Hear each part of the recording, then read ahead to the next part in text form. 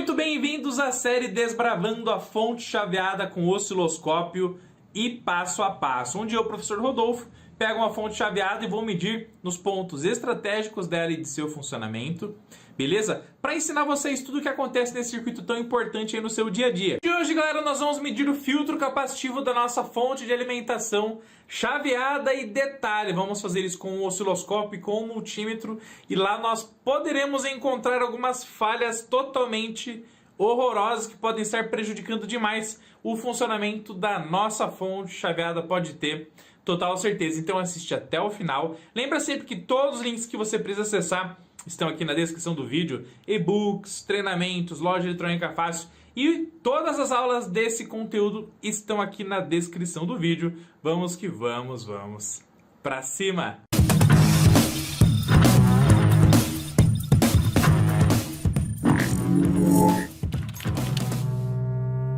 Minha amada família eletrônica fácil, esse aqui é o nosso capacitor de filtro, é o cara responsável por estabilizar toda essa tensão de saída do retificador de onda completa da malha primária do nosso circuito de fonte de alimentação chaveada, tá? E aí ele já aparenta estar o que, gente? Estufado. Olha só.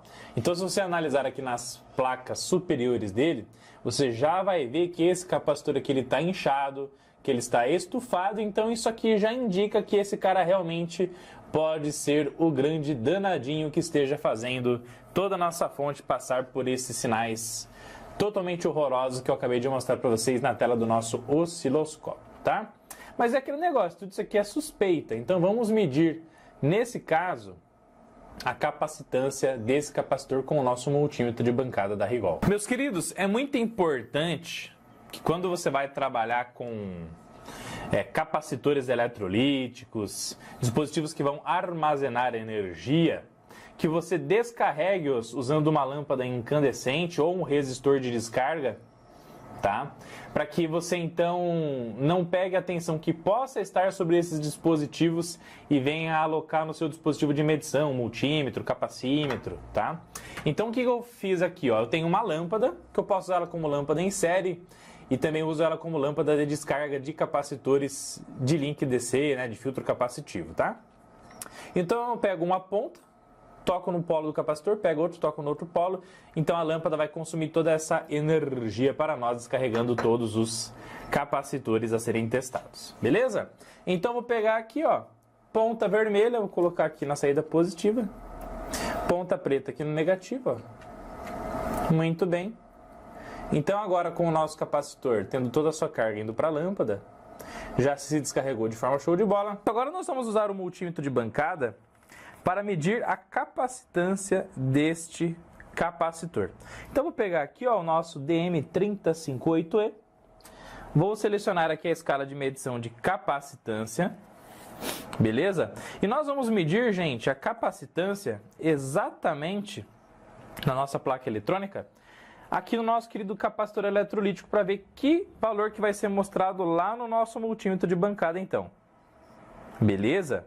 Tranquilo? Nesse momento o multímetro está mostrando ali um valor de aproximadamente 0,036 nanofarad, ou seja, alguns picofarads de medição ali residual. O capacitor que está aqui na nossa placa ele tem 33 microfarad, então é para dar um valor muito maior. E vai ser exibido lá então no nosso multímetro de bancada da Rigol. Vamos lá? Então ponta de prova positiva aqui no capacitor, terminal positivo do capacitor, ponta de prova negativa. E olha lá o valor que está sendo exibido no nosso multímetro de bancada, ó. 16 nanofarad.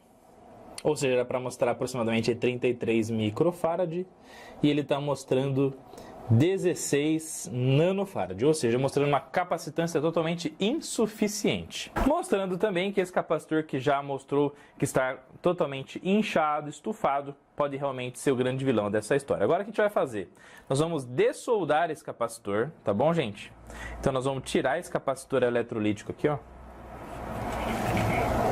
Vamos tirar esse capacitor eletrolítico aqui da nossa fonte de alimentação chaveada.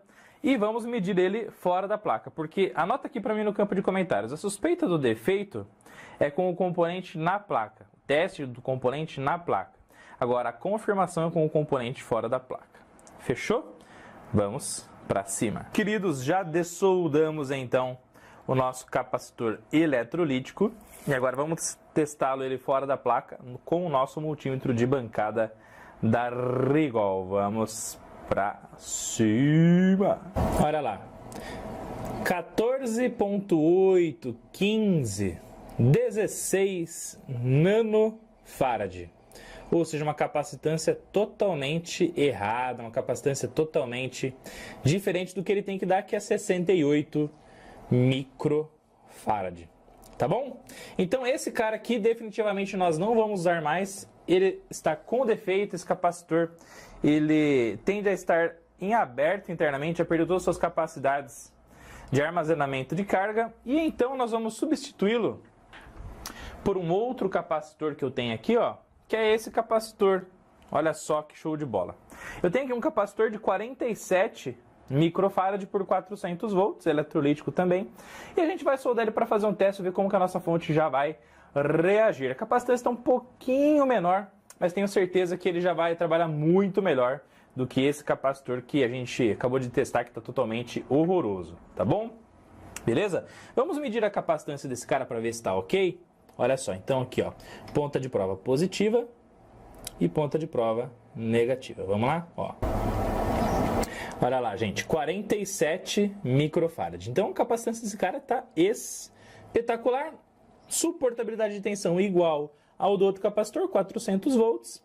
Então vamos soldar esse cara agora para ver as reações da nossa fonte com esse capacitor novinho em folha. Vamos para cima. Top de linha, meus queridos, capacitor eletrolítico do nosso querido filtro capacitivo substituído com sucesso. Agora vamos religar aqui a alimentação da nossa fonte chaveada e também a carga eletrônica aqui na saída para que ela possa então consumir do valor mínimo de 100 mA até 2 A para ver como o nosso circuito vai se comportar com o nosso capacitor substituído com sucesso. Fechou? Para cima analisar como é que o nosso circuito eletrônico da fonte chaveada vai se comportar com o capacitor de filtro sendo substituído com sucesso. Mas será que realmente vai funcionar da forma que a gente espera? Será que ele vai ser milagroso em termos de funcionamento? Aqueles ruídos vão continuar, vão desaparecer? Vamos lá, ó. Então vamos medir aqui novamente a tensão alternada. Beleza? Então já pluguei aqui na entrada de alimentação AC da nossa fonte para a gente avaliar como o consumo de corrente vai afetar a senoide dessa onda espetacular e tão importante para o nosso circuito. E olha só que interessantíssimo, rapaz do céu! Já temos uma senoide aqui muito mais maravilhosa, top de linha e sensacional. Mas vamos lá, ó.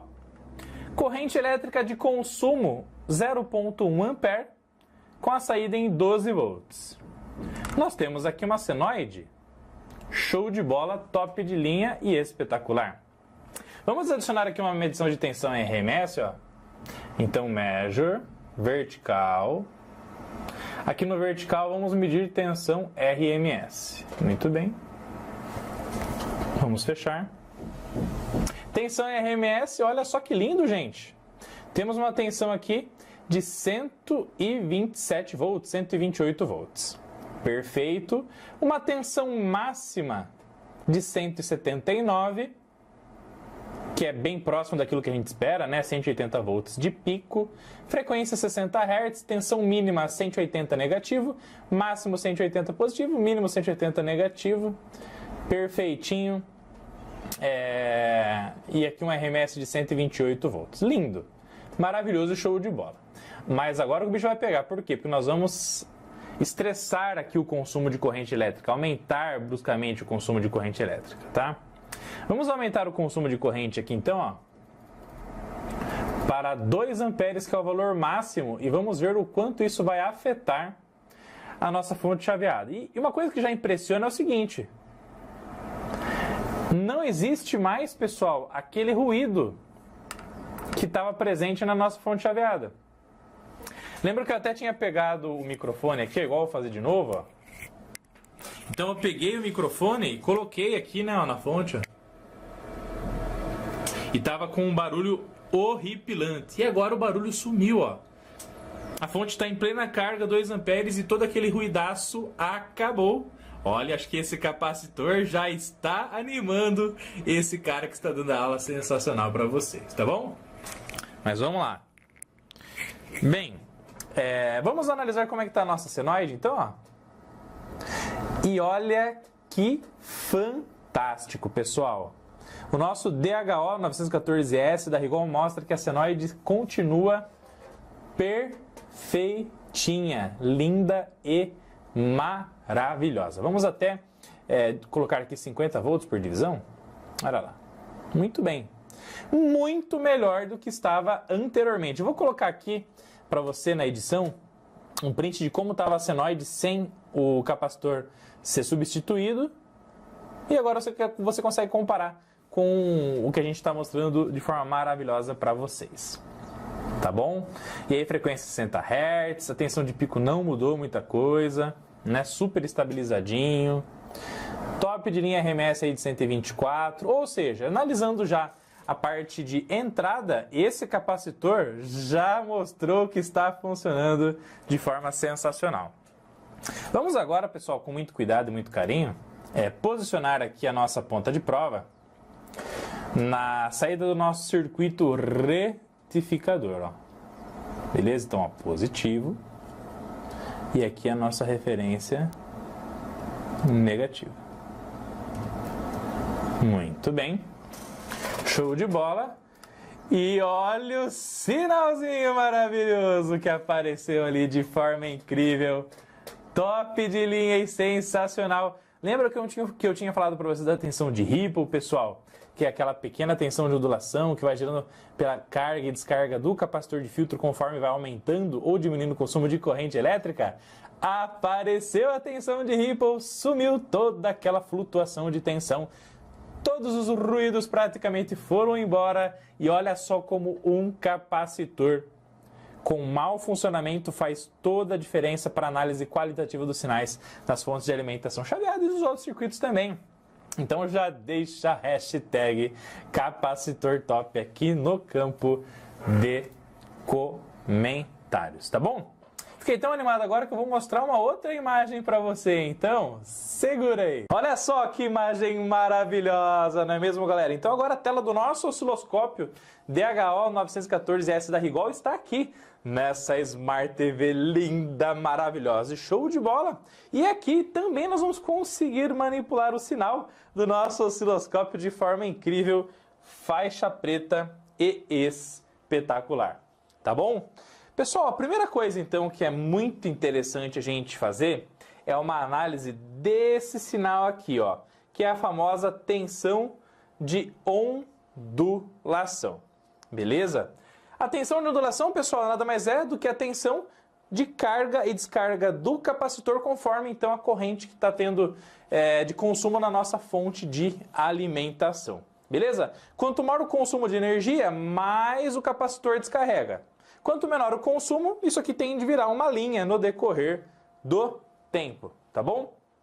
Para mostrar isso aqui de uma forma mais ampliada, o que a gente vai fazer? Ó, aqui nós estamos com 50 volts por divisão. Então, olha só, vou dar 2 cliques aqui, ó. Então, nós temos aqui uma tensão de aproximadamente aqui, ó, 50, 100, 150 e tá beirando a metade aqui, ó. Então, cerca de 175 volts, mais ou menos. Vamos ver aqui nas medições, ó. Vamos lá? Então, mais ou menos aqui, ó, uma tensão máxima aí de 172 volts. Beleza? E a tensão mínima, pessoal, é a tensão mínima que dá ondulação, ó. Beleza? E aqui embaixo, ó, é a famosa tensão mínima desse sinal. Tá? Então, ele está variando entre 172 e 148. Então, está gerando uma ondulação, uma tensão entre o máximo e o mínimo ali, de cerca de 24 volts. Beleza? E aí você tem uma tensão média, que é a tensão aqui, ó, o VAVG, beleza? Que vai mostrar para nós o quê? Que essa tensão média está em torno aí dos seus 160 volts de forma maravilhosa. tá bom? Frequência medida de uma forma muito mais precisa, olha só, então 120 Hz de forma sensacional. Vamos ampliar então esse sinal aqui, pessoal, vou trazer ele aqui um pouquinho para baixo, aqui no centro, ó. E vamos aumentar aqui para que a gente possa enxergá-lo de uma forma muito mais ampla, esse ripple fantástico. E a gente vai analisar também o que o consumo da nossa corrente elétrica altera nesse cara sensacional. Vamos lá? Muito bem, olha só que ripple fantástico. Já vamos diminuir um pouquinho o número de ciclos aqui na tela. Olha aí que linda, mas que imagem sensacional, não é mesmo, pessoal? Vamos pegar a linha de trigger, ó. Ó, linha de trigger. Vamos posicionar aqui sobre o nosso sinal. Muito bem. Ó, então o sinal aqui está muito mais estabilizado para a gente fazer essas medições. 149. Eu vou abaixar nesse momento o consumo da nossa carga eletrônica de 2 amperes para 1 ampere. E veja o que o ripple vai fazer, gente, ó. Olha só que imagem maravilhosa, ó. Quando a gente abaixou então o consumo de 2 amperes para 1 ampere, a nossa tensão de ripple, ela saiu de 24 volts, que é a subtração da tensão máxima aí pela mínima, né? Então antes a máxima era 170 e a mínima 149, agora a máxima continua cerca de 173 e a mínima subiu para 162. Então agora o ripple está em cerca aí saiu de 24 volts para cerca aí de 11 volts. Então diminuiu pela metade. Então quanto menor é o consumo de corrente, menor é o ripple da nossa fonte de alimentação. Tá bom? Vamos abaixar ainda mais o consumo aqui da nossa carga eletrônica. Vamos lá, ó. Meio ampere, tá bom? Ó, meio ampere, vamos subir o trigger aqui, ó. Muito bem. Subiu o trigger, nós temos então uma tensão máxima de 175 volts, tensão mínima agora 168. Então você tem ali um ripple, um V1 de PP, a tensão de ondulação de pico a pico, do mínimo ao máximo de cerca aí de apenas 7 volts. Ou seja, quanto menor a corrente, menor o ripple. Vamos abaixar para 100 mA. E olha lá, gente, para 100 mA o ripple ficou ainda menor. Então nós temos um máximo de 176, um mínimo de 174. Ou seja, o ripple ficou cerca de 2 volts de forma maravilhosa. Ou seja, o nosso capacitor está funcionando de forma espetacular, tá bom? Deixa eu mostrar uma outra coisa bacana aqui para vocês, que é o seguinte. Quando esse ripple, né, pessoal, ele está sobre uma tensão contínua, uma tensão DC, correto? Então, olha só que fantástico. Vou pegar aqui o nosso canal número 1, pegar o canal número 1 aqui, ó. E vou colocar uma tensão por divisão de 50 volts, igual estava anteriormente, tá? Ó. Então a escala aqui está em 5 volts por divisão. Vamos aqui, então, subir a escala para 50 volts por divisão. Muito bem. Para a gente visualizar esse sinal igual estava anteriormente, vamos subir aqui, ó. Vamos subir aqui até o sinal aparecer aí de forma maravilhosa. Vamos dar 2 toques aqui no número 1 para centralizar o nosso sinal. E aqui está a nossa fonte de alimentação. Olha lá que linda, maravilhosa, show de bola. Praticamente uma linha, né, pessoal? Super estabilizado. Subindo o consumo para 2 amperes novamente. Olha lá o que vai acontecer com o nosso ripple, pessoal. Vai subir bastante, igual estava anteriormente. Perfeito? Existe uma forma que você faz uma configuração super rapidinha aqui no osciloscópio para você não ver mais o ripple sobre o sinal DC. Está variando aqui então de 0 até 180 volts. Se você quiser só ver a variação que está sobre um sinal DC, basta você mudar o acoplamento do seu osciloscópio de acoplamento direto para acoplamento capacitivo. Tá bom? Muitas vezes as pessoas até não sabem disso, então vem comigo. Ó. Quando você clica aqui no canal número 1 do nosso DHO 914 da Rigol, lançamento mundial osciloscópio top de linha, aqui ó, você tem o acoplamento. Então se você deixar o acoplamento DC, você tem um acoplamento direto, ou seja, todo o sinal que a sua ponta de prova, que está aqui na atenuação de 10x, está captando, está mandando direto para a impedância de entrada do seu osciloscópio. Tá bom? Deixa eu voltar aqui para o canal número 1. E aí vai passar por todo o processo até chegar no ADC de 12 bits, tá bom? Quando você coloca aqui acoplamento AC, ó, então coupling AC, o que vai acontecer, gente? Essa chavinha do acoplamento AC vai fazer com que o sinal agora ele pegue e passe por um acoplamento capacitivo. E esse acoplamento capacitivo, gente, vai fazer com que esse sinal, de forma fantástica, ele chegue aqui na impedância de entrada do nosso osciloscópio até chegar lá no nosso ADC, somente as variações sobre um offset, sobre um sinal contínuo. Então você não vai enxergar uma linha contínua a mais de sinal, você só vai ver as variações que estão nele, porque é assim que funciona um capacitor. Ele vai funcionar como um separador da tensão contínua e só depois dele vai aparecer o sinal flutuante, o sinal que está sobre esse sinal contínuo. Ele vai desacoplar o contínuo e só vai deixar passar o sinal alternado à flutuação que está sobre esse sinal, as variações que estão sobre esse sinal, que no nosso caso aqui a variação que está sobre o sinal contínuo é a tensão de Ripple, a tensão de ondulação, lá no nosso link DC na nossa fonte chaveada. Então aqui, ó, olha só, quando a gente faz essa análise, agora você só está vendo o que aqui? A tensão de Ripple, beleza? Então todas as medições que você está vendo aqui agora, não é mais o Ripple mais a tensão DC, não, está separadinho, só Ripple, tá? Beleza? Então eu vou diminuir o número, vou aumentar um pouquinho o número de ciclos aqui, ó. Olha lá que lindo, show de bola e espetacular. Nesse momento, pessoal, eu vou subir de novo a corrente aqui. Vamos lá, vou subir aqui. Aliás, a corrente já está em 2 amperes, então eu vou diminuir aqui a escala, ó. A escala de tensão. Vamos diminuir aqui a escala para 10 volts, ó. 5 volts. Muito bem. Olha só como o Ripple ficou muito mais bem desenhado, maravilhoso e show de bola. Inclusive, muitas pessoas perguntam assim, professor, para que serve fazer medição de pico a pico, tensão de pico a pico? Uma das aplicações da tensão de pico a pico é exatamente você medir a tensão de ondulação. Então, a tensão entre o máximo e o mínimo, né, da nossa ondulação. Então, entre o pico positivo e o pico negativo, você vai ter a tensão de ondulação total. Então, com a medição de pico a pico, você mede a tensão de ondulação de forma rápida, maravilhosa, show de bola. Então, vamos aqui no menu principal, vamos em medição, measure, vamos aqui então na medição vertical e vamos medir aqui o VPP, tensão de pico a pico. Beleza? Subindo aqui, já vai aparecer então o nosso VPP aqui embaixo, ó. E nesse caso, basta você olhar para o VPP, ó, Indicator, que ele já vai traçar as duas linhas laranjas aqui de referência para que você possa enxergar então esse Ripple de forma sensacional, tá bom? Aqui na setinha, ó, apertando, já pressionando, já vai aparecer aqui que o nosso Ripple atual é de 21 volts quando a corrente está com consumo então de 2 amperes lá na saída da nossa fonte chaveada. Beleza?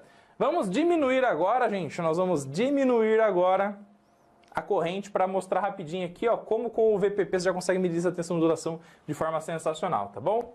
De 2 amperes, vamos diminuir aqui para 1 ampere. E olha lá que lindo, gente, o nosso sinal, que maravilhoso, né?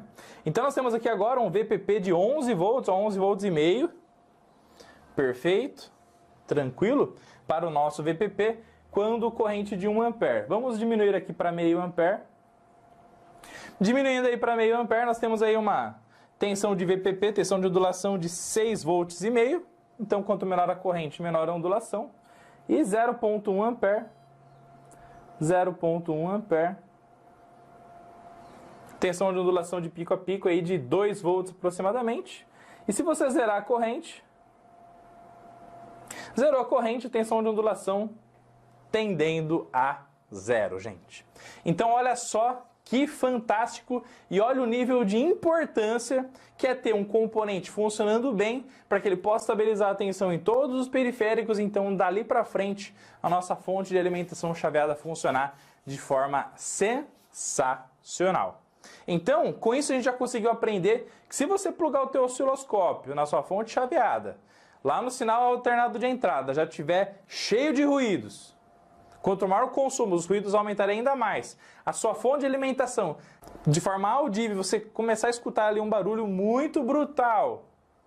E aí você mede o sinal alternado, tudo cheio de ruído. Quanto maior o consumo, maior o número de ruídos. Se você mede na saída retificada, o sinal está flutuando demais, sem qualquer tipo de perfil de tensão de ondulação, com filtro capacitivo, funcionando de forma show de bola e com uma tensão totalmente horrorosa também, fica ligado, testa então o seu capacitor do filtro capacitivo lá do link DC, porque ele vai ser o responsável por estabilizar a tensão total que vai para o transformador show, porque daí, por consequência, essa tensão do choper vai ser controlada pelo MOSFET da sua fonte chaveada. que daí o MOSFET é controlado então pelo chaveador.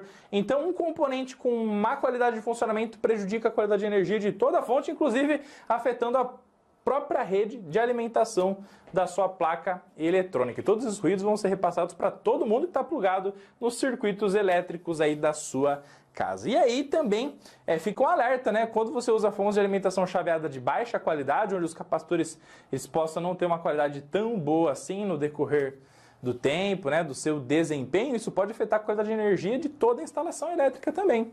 Beleza? Mas tudo isso a gente só consegue enxergar com o osciloscópio, pessoal, porque com o osciloscópio você consegue fazer uma análise qualitativa e quantitativa. Então você consegue analisar a qualidade do sinal e a quantidade. Com o multímetro, infelizmente, apenas a quantidade enxerga um valor e com o valor você tem que fazer uma interpretação. Por isso que o osciloscópio eleva o nível de jogo de toda a análise que você possa fazer numa placa eletrônica show de bola. Você já tinha parado para pensar nisso? Sensacional, né, galera? Comenta aqui embaixo, eu cheguei, para saber que você chegou até esse ponto desse vídeo show de bola. E também a continuação dessa playlist show de bola está aqui nas telas finais, em algum card aqui em cima, links na descrição do vídeo, todos os nossos treinamentos, e-books, loja eletrônica fácil e muito mais. Fechou? Like, inscrição no canal, tamo junto, te vejo no próximo vídeo e vamos pra cima! Tchau, tchau!